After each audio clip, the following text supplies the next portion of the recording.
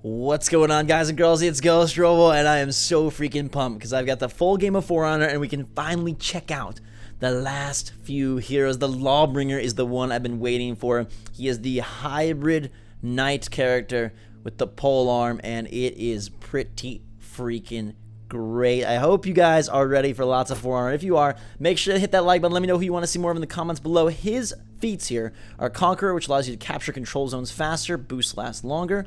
He's got Righteous Deflection. It's a passive. When you parry, you can gain high damage reduction for a short time. Protected Revive is a passive that allows you to revive while protected and grants allies extra health. And then his final are some grenades that deal moderate damage over an area. Now, these servers are up, but hardly anyone has the game. So we are playing a bot match, but I had to bring you guys some Lawbringer action because he is so dang cool. This is a brand new map as well. It's called the Shard. Freaking awesome how diverse the maps are. You'll see in a second what makes this one so much more unique than like Citadel Gate, because it's right off the bat definitely different. You got arrows pointing to different points, and you'll see why. They are in drastically different locations and different elevations. So the Lawbringer is a monster. Okay, he really excels at countering and catching the opponent off guard. He's got a lot of moves that deal a lot of damage, but also moves that stun, and also moves that really can knock them off balance and turn the battle in your favor. Now, I am not perfect with him, but I had to show you these executions because look at this. The guy is trying to crawl away, and Lawbringer says, no, that's not going to happen. Now, look at this. Point B is down there in that middle pit, which is so different than anything we've seen. It's exciting. The maps are incredibly varied, which I really like. So let's go and check out some more moves that this mastermind has. The Lawbringer can get in here. He can work on soldiers as well, lifting them up, throwing them away, disposing of any enemy in his way, but he excels at those one-on-ones. And he's got some really heavy damaging unblockables that I think are just quite literally to die for. So at least they are for the enemy.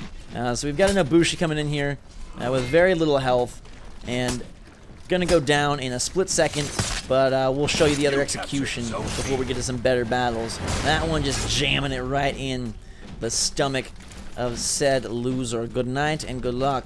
But real interesting, isn't it, that a whole point, a capture point, is down in the middle, and in this on this map, C is the one that is being contested by soldiers rather than B.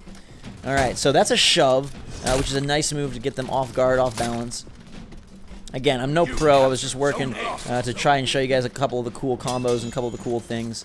He's got some nice ones that lead into an unblockable overhead. His overhead smashes are kind of the way to go. You'll see right there, that's the combo into the overhead, which does a lot of damage. I also love how he uses his weapon to kind of like butt them in the face and really just do some good work. So let's see here. We run at him. He blocks our advance. I'll show you in a second. His sprint move is really good. You basically lift dudes up and end them, or at least throw them way off guard. It's great if your teammate is fighting someone. You can kind of get in there and do some good work. That is his parry. I believe it's called Blind Justice. He parries into an overhead unblockable, which is really, really nice. But yeah, his weapon is just really unique and allows him to do some super sweet stuff.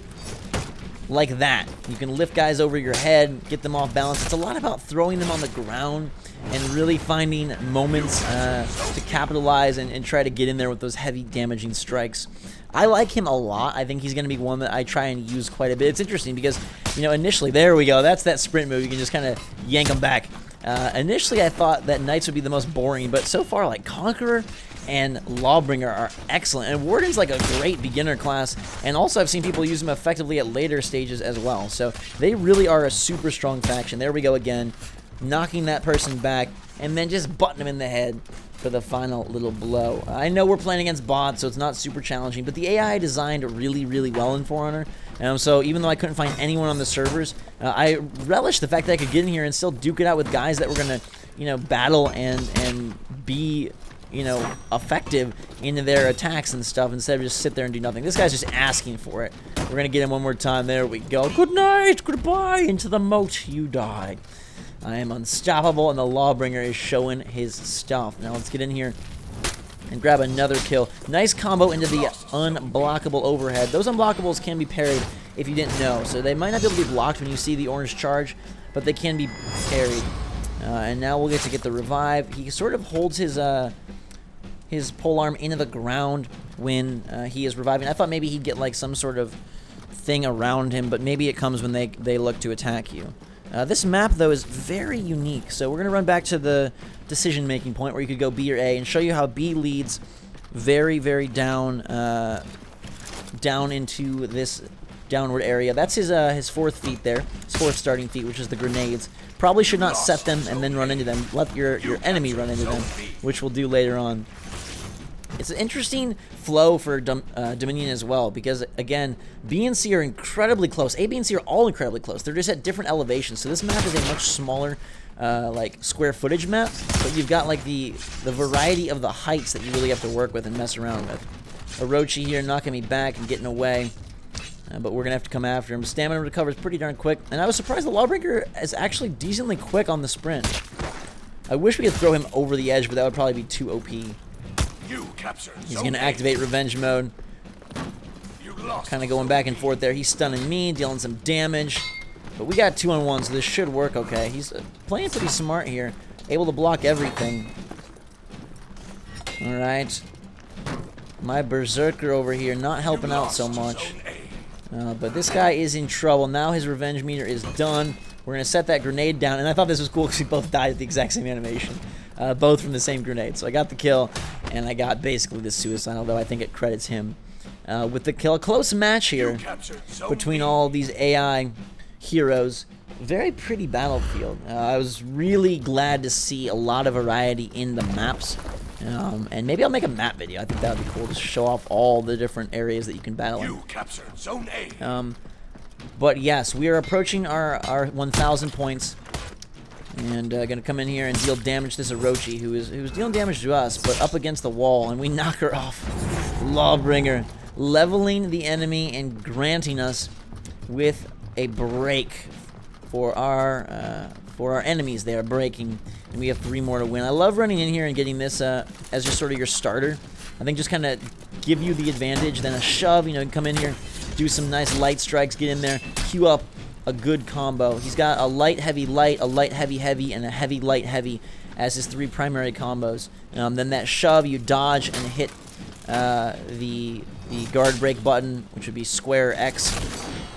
And then his executions are really sweet. We'll show you at the end the customization for the Lawbringer, including his other executions. One is just insane. There's one where he basically, like, shish kebabs the enemy, which is so good.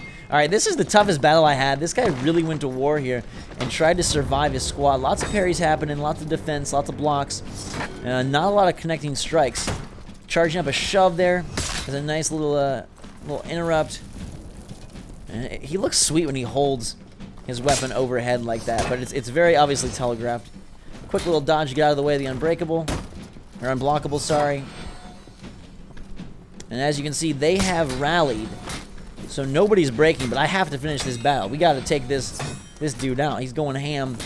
He's got that shield where he can guard everything. I'm low on health. He's high on health, but we're going to make sure that this ends in our favor. The grenade evens things out real quick, so that's a great feat, a great starting feat to have for our boy. We're going to go with the heavy overhead after the parry. You can see he's a little stunned, a little knocked off guard, but he grabs revenge, and you got to watch out. Revenge, I feel like, you know, since the closed beta, revenge seems to happen far more often. Now I get my revenge, and it's definitely a useful technique. So let's see if we can finish this guy off. Keep him on his toes, or at least on his heels, I guess. Alright, we're going to just grab him and finish him off. We should be able to end things here. We're getting an execution for you. Show that one more time. Stab in the stomach. And now 3 more to win. Let's go to C and use some of our area attacks here. They take a lot of stamina, so you do need to be careful, even though they are very awesome looking. Shove back the Orochi. Orochi is killed. 2 more to go. Alright. This guy is going to get upended. I like that upend because then you can basically throw him on the ground. And that is a back on the stick, and then square X back on the stick guard break when you are ready for that up and over. The Nobushi is the only one left. And now we will head down into the depths. Got a nice heal field here, but it should be no match for me, especially as I set the grenade. It damages both of us, but we'll take the chunk on Nobushi and sacrifice a little bit of our health. grabbing and going for the kill. Nobushi comes in with the quickness, but we should be able to finish the fight here, and we do, grabbing the victory. That's a 14-1 match. I'm not going to be proud of it, though, because it is bots, but I did just want to make sure that I showcase a lot of the sweetness that the Lawbringer offers, as well as the shard map, which is a real cool map. There are a lot of balance from the AI, which is nice. So as we move back to the menus, let's check out what the Lawbringer has to offer in terms of customization and gear. If we move over to our hero tab here, got the full ensemble, and the Lawbringer does have some cool customization. So you've got obviously his weapon, chest, arms, things like that. You can mess with it's a poleaxe, I guess, and you cannot change his gender. He's locked in male. He's got a bunch of different symbols for his head, and the ornaments are really cool. So some of these are just crazy. Like, check this one out right here. Freaking golden eagle on his head. Some of this stuff is unlocked as you complete the campaign. Some of it's unlocked via reputation. Most of it actually via reputation. But look how many colors there are in the full game. They definitely held back in the betas because there are so freaking many options. And this shows that you'll be rewarded as you work through each character's progression tree, which is really cool. You know, as you build your reputation, as you get higher and higher levels, you unlock more and more unique colorways that can identify your skill and your prowess to all that wait in the lobbies. And even for the attacker and defender, there's fewer than neutral, but there's still a lot of colors. And very cool that you'll be able to sort of customize even within the blue palette and the orange palette and find what you like. Now, he does have some extra emotes here. Pumped up. Case of the Mondays. But what I want to focus on are these executions. So the stomp is a nice one, kind of a disrespectful one. Put your foot there, curb stomp with the kill. The impaler is, though, what I love. Look at this move. Ooh. Goodness gracious, let's watch that one more time. He just throws him up there and lets gravity do all of the work on those intestines. Lawbringer, he is one to watch out for. Now, some of these effects are cool as well. These were not in the betas, but I love surrounding him with darkness because he just seems like a master of death. Let me know what you think of the Lawbringer, who you want to see more of in the comments below. If you guys enjoyed this video, thanks so much for watching. I love you, and like I said, I'll do battles against real players as soon as I'm able, but I wanted to get this to you ASAP since I have the game, and I know people have been just jonesing for the Lawbringer. So that's the Lawbringer. Like him if you like him. Like the video if you want more For Honor. And until next time, everyone, thanks again. You're awesome. I love you. Drink so much chocolate, and we will see you all later.